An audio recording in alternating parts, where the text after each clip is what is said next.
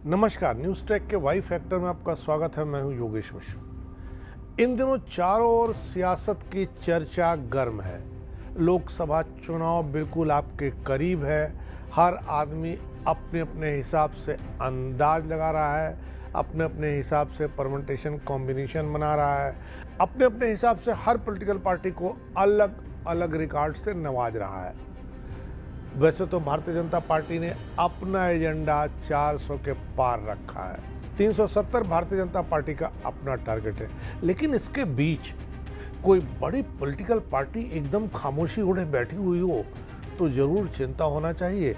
सोचा जाना चाहिए कि ये पॉलिटिकल पार्टी जो खामोशी ओढ़े बैठी है वो तूफान के पहले की खामोशी है या तूफान के बाद की खामोशी है। हम बात कर रहे हैं मायावती की। एक ऐसे समय जब उत्तर प्रदेश में सभी पॉलिटिकल पार्टियां अपने अपने पत्ते खोल चुकी हैं, एक ऐसे समय जबकि सभी पॉलिटिकल पार्टियां सीटों पर उम्मीदवार घोषित कर चुकी हैं मोटे तौर पर, तब मायावती खामोश बैठी है।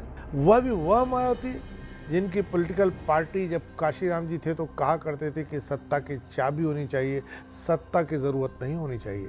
सत्ता की चाबी रखने वाली पॉलिटिकल पार्टी एकदम खामोश है। वैसे उत्तर प्रदेश की सियासत में एक फार्मूला बहुत काम करता है। हालांकि वो फार्मूला तो विज्ञान का है, पर उत्तर प्रदेश की इस राजनीति में उस फार्मूले को फलीभूत होते देखा जा सकता है।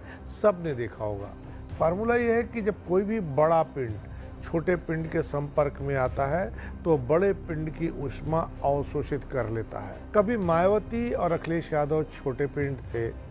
मायावती कांग्रेस, सपा और भाजपा के संपर्क में आई, उनकी ऊष्मा को अवशोषित करके उन्होंने स्पष्ट बहुमत की सरकार बना ली। अखिलेश यादव की समाजवादी पार्टी ने भी कांग्रेस से ऊष्मा अवशोषित की और मायावती से भी ऊष्मा अवशोषित की।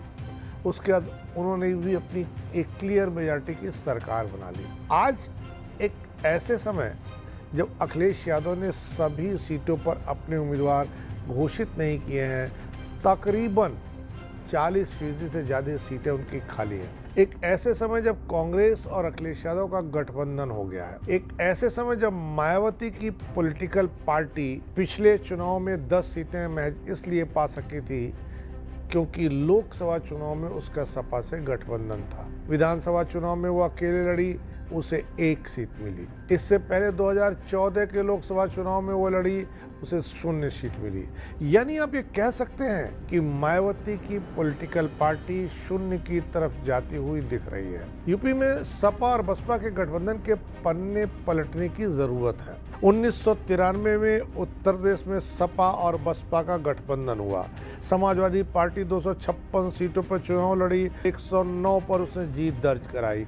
बसपा को 164 सीटें मिली कि 67 विधायक जीतने में कामयाब रहे। बसपा का वोट शेयर 11.12% था। सपा का वोट शेयर 17.94% रहा।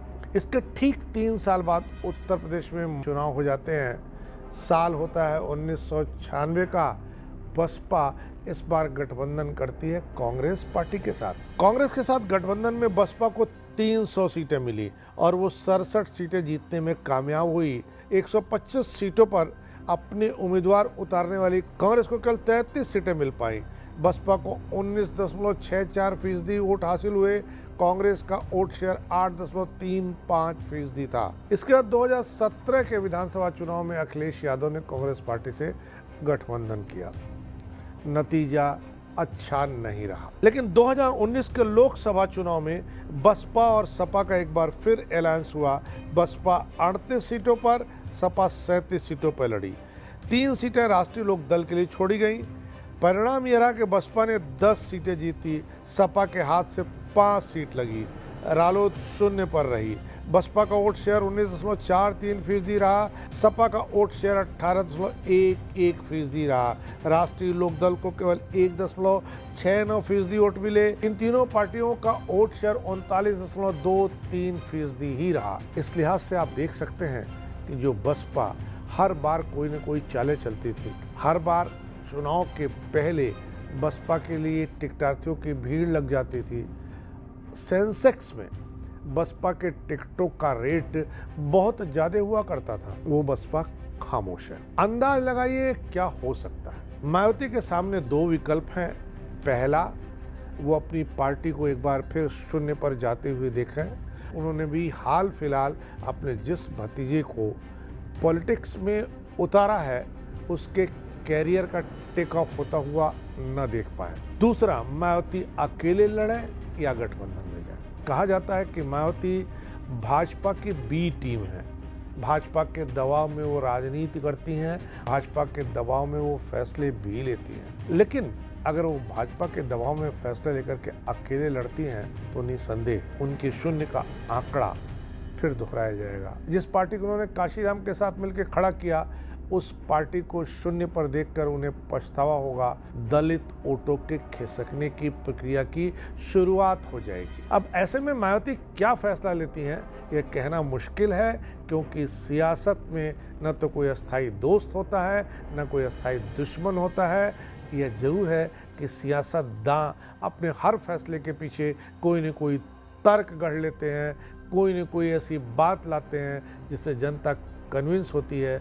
देखना है मायावती फैसला क्या लेती हैं, क्योंकि मायावती के फैसले पर ही उत्तर प्रदेश की राजनीति का भविष्य टिका हुआ है। उत्तर प्रदेश में जो पार्टी बड़ा स्कोर खड़ा करेगी उस पार्टी के लिए ही दिल्ली के दरवाजे आसानी से खुलेंगे। इस बार इतना ही। अगली बार फिर मिलेंगे किसी नए सवाल पर नए ढंग से बात करने के लिए। तब तक के लिए नमस्कार।